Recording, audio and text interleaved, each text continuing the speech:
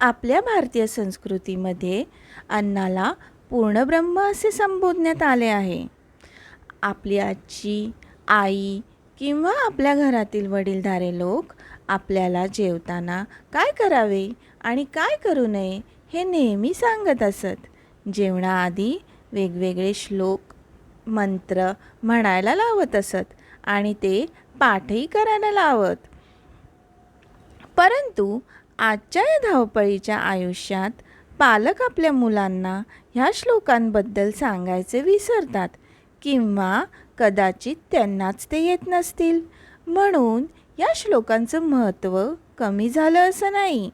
म्हणून आम्ही आज तुमच्यासाठी जेवणाआधी म्हणण्यात येणारा श्लोक वदनी कवळ घेता घेऊन आलो आहोत.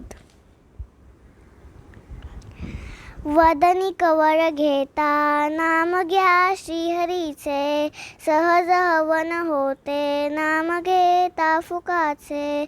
जीवन करी जीवत्वा अन्न हे पूर्ण ब्रह्म, उदर भरलं नोहे जाणीजे यज्ञ कर्म. आता रामदास स्वामींचा हा श्लोक ऐका. जनी भोजनी नाम वाचे वदावे, अति आदरे गद्य घोषे म्हणावे.